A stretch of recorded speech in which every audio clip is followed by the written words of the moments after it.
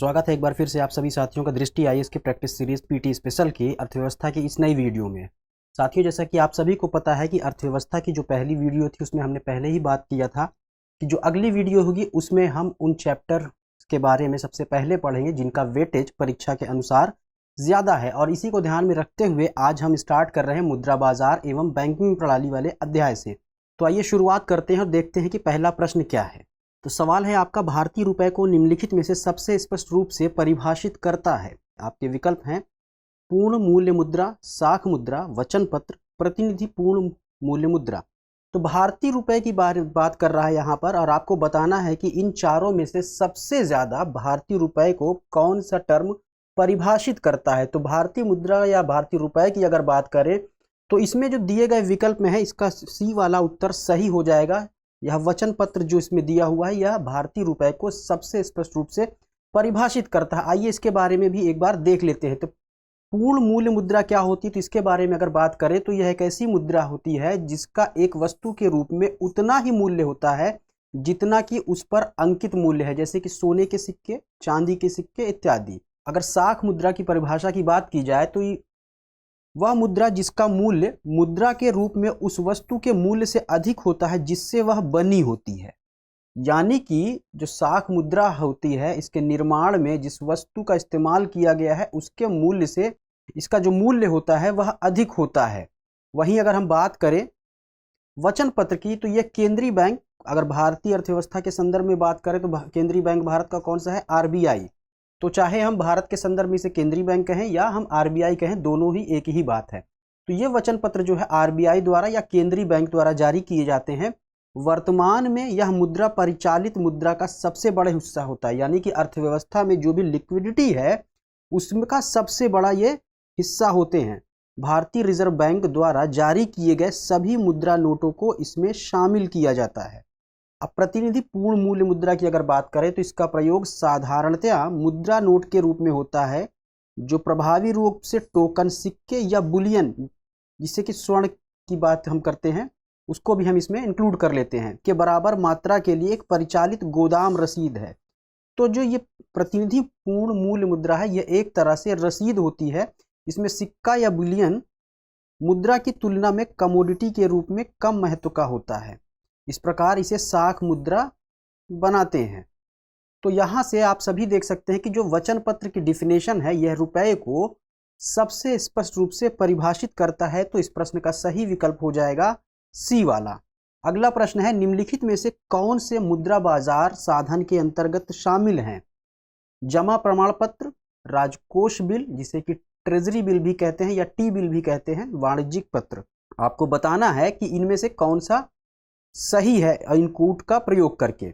तो अगर हम मुद्रा बाजार की बात करें और इसके अंतर्गत जो भी शामिल साधन है जो कि मुद्रा बाजार में इस्तेमाल किए जाते हैं, तो सबसे पहले हमें ये पता होना चाहिए कि मुद्रा बाजार क्या होती है, इसके अंतर्गत कौन कौन सी चीज़ों का इस्तेमाल या कौन कौन से वो साधन हैं जो इस प्रयोग में लाए जाते हैं। तो वित्तीय बाजार में आप दो घटक देखते हैं, एक होता है मुद्रा बाजार और दूसरा होता है पूंजी बाजार। इन दोनों में मुख्य रूप से जो अंतर होता है, मुद्रा बाजार की अगर बात करें तो यह अल्पकालिक या अल्प अवधिक ऋण शामिल होते हैं इसके अंतर्गत, जिसकी समय अवधि 1 दिन से लेकर अधिकतम 1 वर्ष, यानी कि 365 डेज को ये क्रॉस नहीं करना चाहिए। ये 364 डेज के ही रूप में जारी किए जाते हैं, या इसके अंतर्गत जो अवधि है वह 1 दिन से लेकर 364 दिन तक शामिल होती है। इसके अंतर्गत राजकोष बिल, व्यापारिक बिल रिपोर्ट, वाणिज्यिक पत्र और जमा प्रमाण पत्र अल्पावधि ऋण उपकरण शामिल है। तो यहाँ से आपका उत्तर मिल जाता है कि जो तीनों इसमें दिए हुए हैं, जमा प्रमाण पत्र, राजकोष बिल और वाणिज्यिक, ये तीनों ही इसके अंतर्गत शामिल है मुद्रा बाजार के साधन के रूप में। तो प्रश्न का सही उत्तर डी हो जाएगा। तो आपको कमेंट सेक्शन में यहाँ पर एक बात बताना है कि पूंजी बाजार के अंतर्गत कौन कौन से साधन होंगे और पूंजी बाजार की क्या परिभाषा है। यहाँ पर मुद्रा बाजार के बारे में आप सभी के सामने डिस्कस कर दिया गया है। चूंकि समय हमारे पास बहुत ज़्यादा नहीं है तो हमें संक्षिप्त में ही बातों को करना है। चलिए देखते हैं अगले प्रश्न को। बैंक दर में वृद्धि के संदर्भ में सही है, आरबीआई महंगी मुद्रा नीति का पालन कर रहा है, ब्याज की बाजार दर में गिरावट की संभावना है, आरबीआई अब वाणिज्यिक बैंकों को ऋण नहीं दे रहा है, आरबीआई सस्ती मुद्रा नीति का पालन कर रहा है। यहाँ पर बैंक दर में वृद्धि की बात कर रहा है। बैंक दर में वृद्धि कब करता है आरबीआई? अगर देखें मुख्य रूप से, तो जब बाजार में या अर्थव्यवस्था में लिक्विडिटी ज़्यादा होती है, यानी कि मुद्रा का परिचालन ज़्यादा होता है, सरप्लस मनी होती है, तो उस टाइम क्या होता है, मुद्रास्फीति की कंडीशन मौजूद होती है बाजार में, और मुद्रास्फीति से निपटने के लिए बैंक दर में वृद्धि की जाती है आरबीआई के द्वारा, जिससे क्या होता है कि जो भी वाणिज्यिक बैंक है या अन्य ऋणदाता है, वो जब भी ऋण लेंगे बैंकों से, या जो वाणिज्यिक बैंक है आरबीआई से लेंगे, तो उनको ज़्यादा ब्याज दर देना होगा, जिसकी वजह से क्या होगा कि लिक्विडिटी, या ये कह लें कि जो मार्केट में पैसा बढ़ रहा है उसकी मात्रा कम हो जाएगी, और इसको हम कहते हैं आरबीआई महंगी मुद्रा नीति का पालन कर रहा है, क्योंकि बैंक दर में वृद्धि हो रही है। अगर थोड़ा सा डिटेल में जाए तो आप यहाँ पर देखें, मौद्रिक नीति आरबीआई द्वारा अर्थव्यवस्था में मुद्रा आपूर्ति को नियंत्रित करने हेतु बनाई गई नीति है, जिसके माध्यम से आरबीआई मुद्रास्फीति और अपस्फीति दोनों से निपटती है। यह मूल्य स्थिरता को बनाए रखने और उच्च आर्थिक वृद्धि दर प्राप्त करने में मदद करती है। मुद्रास्फीति से सामना करने के लिए आरबीआई ने मुद्रा आपूर्ति को कम करती है, जिसे कि हम टाइट या डियर मनी पॉलिसी भी कहते हैं, जबकि अपस्फीति से सामना करने के लिए आरबीआई मुद्रा आपूर्ति को बढ़ा देती है।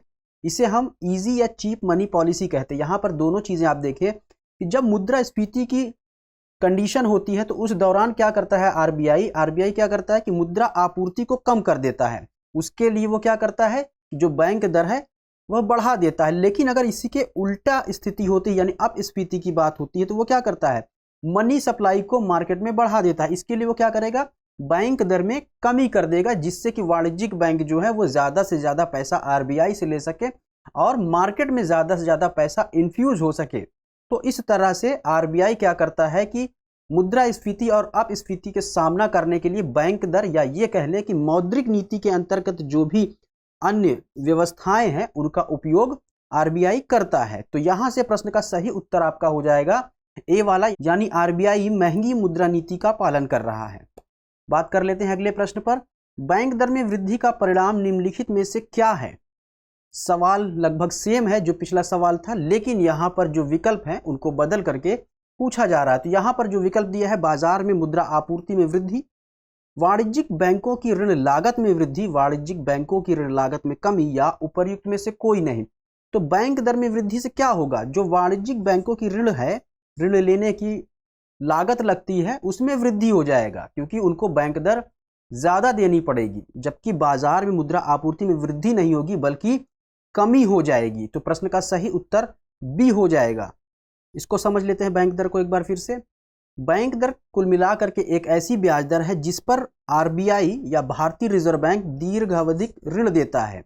आरबीआई द्वारा बैंक दर में वृद्धि का अर्थ यह है कि बैंकों, वित्तीय संस्थाओं आदि के लिए अपने निधियन हेतु उधार लेने की कीमत में वृद्धि, इसके कारण निवेश निम्न हो जाता है, यानी कि जो इन्वेस्टमेंट की प्रोसेस है उसमें कमी देखी जाती है जब बैंक दर बढ़ा दिया जाता है आरबीआई के द्वारा। अगला प्रश्न है, गैर बैंकिंग वित्तीय कंपनियों यानी एनबीएफसीज के संदर्भ में निम्नलिखित में से कौन सा या कौन से सही नहीं है या नहीं है? ये मांग जमाएं स्वीकार नहीं करती हैं। भारतीय रिजर्व बैंक इनमें जमा राशि की वापसी की गारंटी नहीं देता है।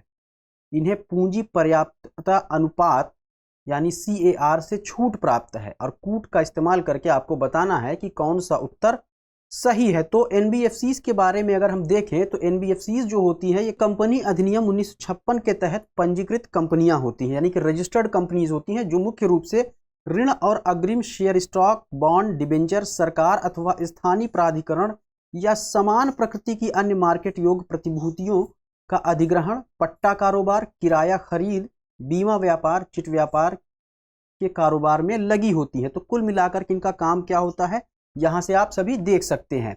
इसके अलावा अगर बात करें तो एनबीएफसी में कोई ऐसी संस्था शामिल नहीं है जिसका मुख्य कारोबार कृषि, औद्योगिक, व्यापार संबंधी गतिविधियां हैं अथवा अचल संपत्ति का विक्रय, क्रय या निर्माण करना है। तो ये बात भी काफ़ी महत्वपूर्ण हो जाती है एनबीएफसी के संदर्भ में। एनबीएफसी मुख्य रूप से करती क्या है, ये ऋण देती हैं तथा निवेश करती हैं, और इसके लिए उनकी जो गतिविधियां हैं वो बैंकों की तरह ही मानी जाती हैं, लेकिन इसमें कुछ अंतर भी है। वह अंतर क्या है, अगर उसको देखें तो आपका उत्तर आपको ज़्यादा स्पष्ट हो जाएगा। एनबीएफसी मांग जमाओं को स्वीकार नहीं करती हैं। इसके अलावा भुगतान और निपटान प्रणाली का हिस्सा नहीं है, जैसा कि अन्य वाणिज्यिक बैंक या जो भी आरबीआई द्वारा रेगुलेटेड बैंक हैं उनमें ऐसा होता है, जबकि एनबीएफसीज में ऐसा नहीं होता है।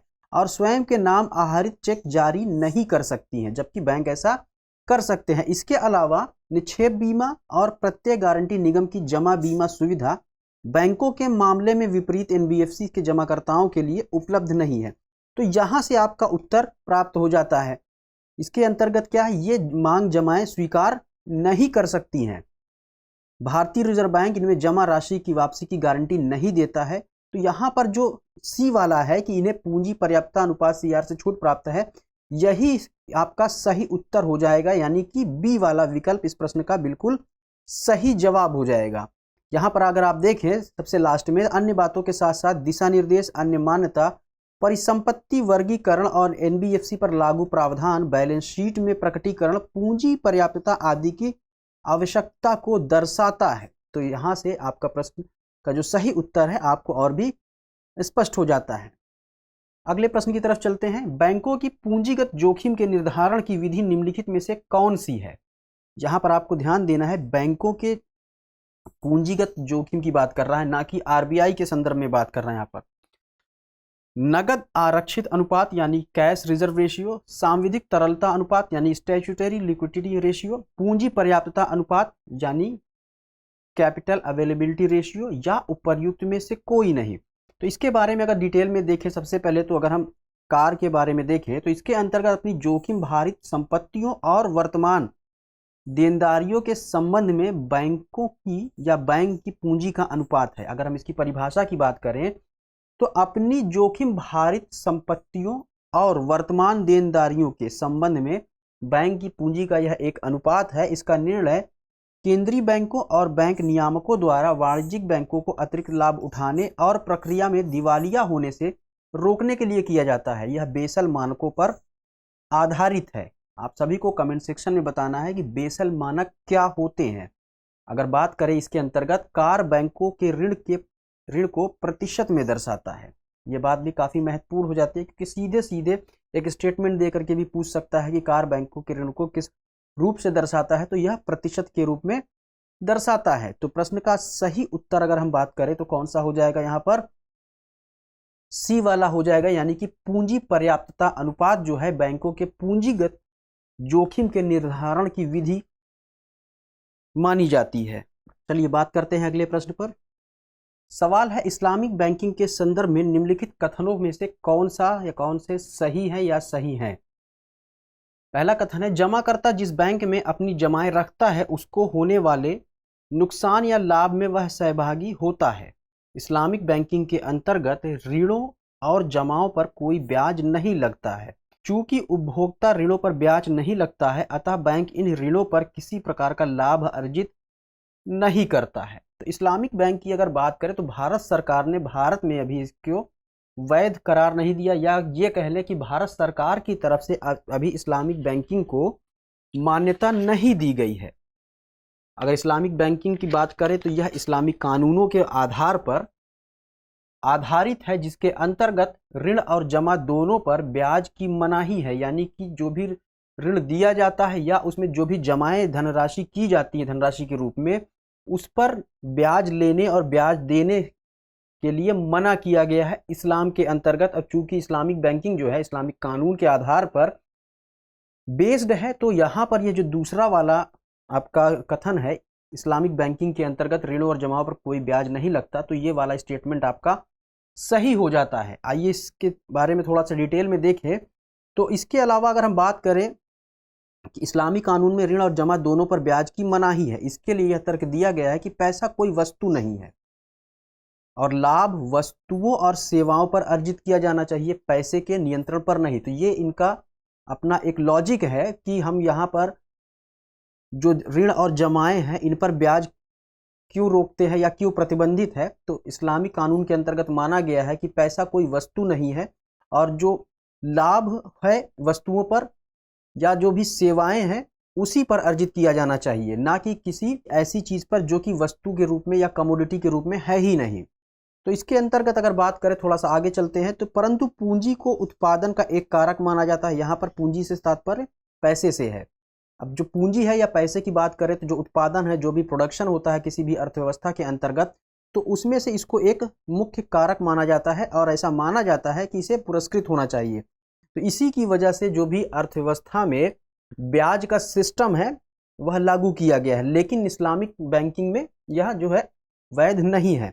हालांकि इस्लामिक बैंकिंग पूंजी के मालिकों को मुनाफे में एक हिस्सा पाने की अनुमति है, जो कि अनिश्चित है। अब चूंकि जो इस्लामिक बैंकिंग की अगर हम बात करें, वहां पे जो भी लोग अपनी सेविंग्स को जमा करते हैं वो किसी भी हिस्से में या किसी भी बात करें किसी भी व्यापार में वो लगा देते हैं, तो उससे जो भी बैंक है या जो भी जहां पर बैंक ने पैसे को इन्वेस्ट किया है, जो उसमें लाभ कमाया जाता है, तो उसका एक हिस्सा पाने के लिए जो पूंजी के मालिक हैं मुनाफे के रूप में, उनको अनुमति तो होती है लेकिन अनिश्चित होती है। यानी कि वह जो लाभ होगा कितना प्रतिशत होगा यह फिक्स्ड नहीं है। यह ऋणदाता और ऋणधारी द्वारा लाभ और घाटा दोनों के बंटवारे के सिद्धांत पर आधारित है।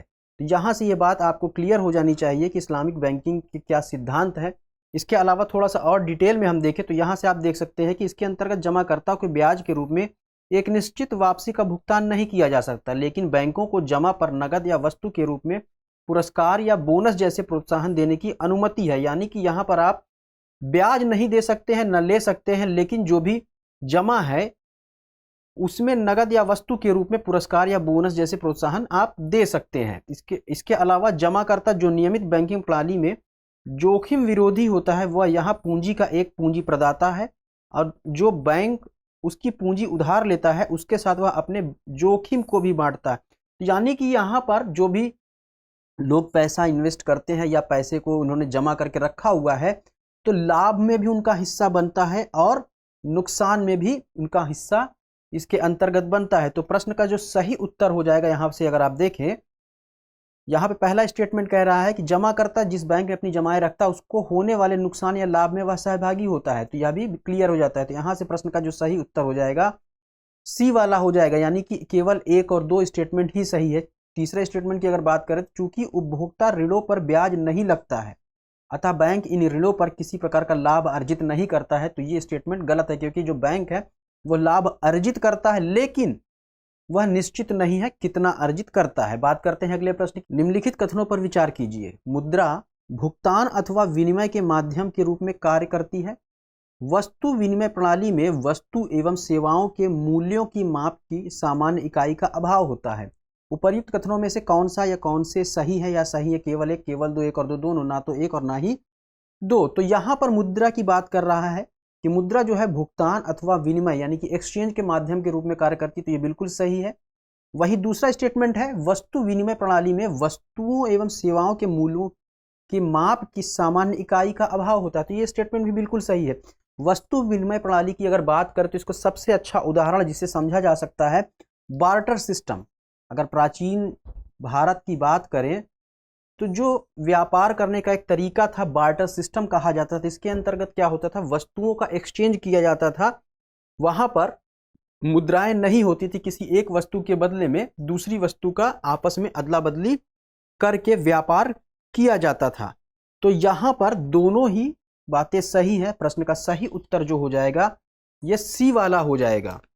इसके बारे में अगर थोड़ा सा डिटेल में देखें तो मुद्रा क्या कार्य करती है, मुख्य रूप से इसके 4 कार्य हैं कि मूल्य की एक इकाई के रूप में कार्य करती है, विनिमय का एक माध्यम है, विलंबित भुगतान का भी एक मानक है और मूल्य का एक संग्रह है।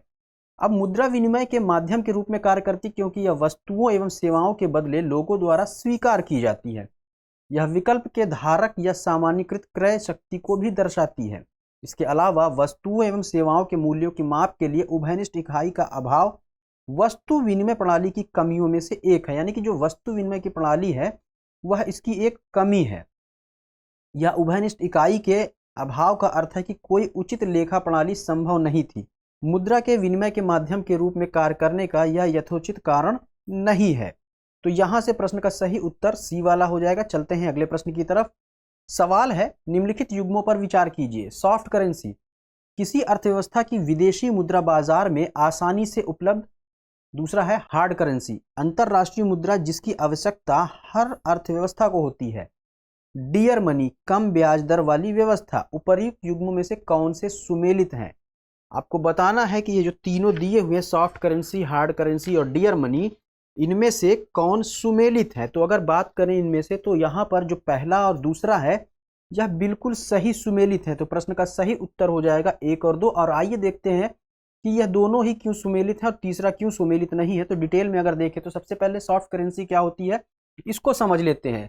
तो सॉफ्ट करेंसी एक ऐसी करेंसी है जिसका प्रयोग विदेशी विनिमय बाजार में होता है, जो ऐसी मुद्रा को प्रदर्शित करती है जो आसानी से किसी भी अर्थव्यवस्था में उसके फॉरेक्स मार्केट में उपलब्ध होती है। उदाहरण के लिए अगर देखें तो भारतीय फॉरेक्स बाजार में रुपया एक सॉफ्ट मुद्रा है। यह मूल रूप से हार्ड करेंसी के प्रतिकूल होती है। यहाँ पर यह बात ध्यान देने वाली है कि जो हार्ड करेंसी होती है यह उसके प्रतिकूल होती है। अब हार्ड करेंसी को समझ लें तो इसके अंतर्गत यह एक अंतर्राष्ट्रीय मुद्रा है जिस पर सबसे अधिक भरोसा किया जाता है। यानी कि अंतर्राष्ट्रीय स्तर पर हार्ड करेंसी के ऊपर सबसे ज़्यादा विश्वास किया जाता है, सबसे ज़्यादा भरोसा जमाया जाता है और इसकी आवश्यकता प्रत्येक अर्थव्यवस्था को होती है। उच्च स्तर की तरलता के कारण यह विश्व की सबसे मजबूत मुद्रा मानी जाती है। तो इसमें क्या होती है कि उच्च स्तर की तरलता मौजूद होती है। मूल रूप से उच्च स्तर के टेक्नोलॉजी, रक्षा उत्पादों, जीवन रक्षक दवाओं तथा पेट्रोलियम उत्पादों के आयात निर्यात से इस मुद्रा की मांग बढ़ जाती है और यह हार्ड करेंसी बन जाती है। तो इसे हार्ड करेंसी क्यों कहते हैं कि मुख्य रूप से जो भी हाई क्वालिटी के टेक्नोलॉजी है, डिफेंस प्रोडक्ट है, जीवन रक्षक दवाओं तथा पेट्रोलियम उत्पादों के आयात निर्यात के दौरान इसकी मांग बढ़ जाती है और इसी वजह से यह एक हार्ड करेंसी बन जाती है। और चूंकि इसमें उच्च स्तर की तरलता होती है तो यह विश्व की सबसे मजबूत मुद्रा मानी जाती है। तो यहाँ से आप देख सकते हैं कि हार्ड करेंसी और सॉफ्ट करेंसी क्या होती है। तो यहाँ से आपके प्रश्न का उत्तर बिल्कुल आपको यहाँ से मिल जाता है। वहीं अगर तीसरे विकल्प की हम बात करें डियर मनी, तो डियर मनी जो है एक तरह से महंगे धन की बात करता है। यानी महंगे धन का तात्पर्य ऐसी मुद्रा से है जिसे उच्च ब्याज दर के कारण प्राप्त करना कठिन होता है। यानी कि अगर आप डियर मनी चाहते हैं तो इसके लिए आपको हाई ब्याज दर पे करना होगा। महंगा धन या महंगी मुद्रा प्रायः सख्त मुद्रा के रूप में जानी जाती है क्योंकि यह उस दौरान होती है जब केंद्रीय बैंक या भारतीय अर्थव्यवस्था के संदर्भ में बात करें तो आरबीआई सख्त मौद्रिक नीति अपनाता है। यानी कि आपको यहाँ से पता हो जाना चाहिए कि जब भारतीय अर्थव्यवस्था में मुद्रास्फीति की स्थिति बनी हुई है तो उस दौरान केंद्रीय बैंक या यूं कह ले आरबीआई के द्वारा डियर मनी का इस्तेमाल किया जाता है। या हम ये कह सकते हैं कि जो महंगी मौद्रिक नीति होती है उसको अपनाया गया है आरबीआई के द्वारा। बैंकिंग उद्योग में इसका तात्पर्य ऐसे समय से है जब ब्याज दर अपेक्षाकृत उच्च या महंगी होती है। जब ब्याज दर ज़्यादा हो जाएगा तो क्या होगा, जो मार्केट में मनी है या लिक्विडिटी है वो कम कर दी जाती है इसके माध्यम से। तो यहाँ पर आपका प्रश्न का सही उत्तर आप देख सकते हैं क्या हो जाएगा 1 और 2। चलिए अगले प्रश्न को देखते हैं। भारतीय मुद्रा बाजार के संदर्भ में निम्नलिखित में से सही है। मुद्रा बाजार एक दीर्घावधिक वित्तीय बाजार है। इसमें विनिमय सिर्फ समूहों के माध्यम से होता है।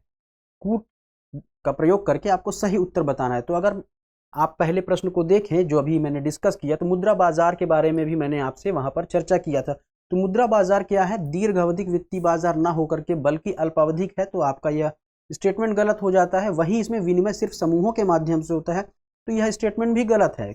आइए इसको थोड़ा सा डिटेल में देख लेते हैं। मुद्रा बाजार किसी अर्थव्यवस्था में एक अल्पावधिक वित्तीय बाजार होता है। इस बाजार में विनिमय व्यक्तियों या समूहों के माध्यम से होता है। तो दोनों ही जो कथन दिए हैं उसका उत्तर आपको यहाँ से मिल जाता है। थोड़ा सा डिटेल में देख लेते हैं। इसमें कटौती बाजार द्वारा निर्धारित की जाती है। मुद्रा बाजार को कार्यशील पूंजी बाजार के नाम से भी जाना जाता है। लघुकालिक अवधि को 364 दिनों की अवधि के लिए परिभाषित किया जाता है। मुद्रा बाजार भी दो प्रकार के होते हैं, एक होते हैं संगठित मुद्रा बाजार और दूसरा है असंगठित मुद्रा बाजार। तो ये कुल मिला करके आज के इस एपिसोड का लास्ट क्वेश्चन रहा और हमें उम्मीद है कि जिन प्रश्नों को आप सभी के सामने आज डिस्कस किया गया वो आगामी परीक्षा में आप सभी के लिए महत्वपूर्ण होंगे। तो मिलते हैं अगली वीडियो में किसी नए टॉपिक के साथ। तब तक पढ़ते रहिए, आगे बढ़ते रहिए। शुक्रिया।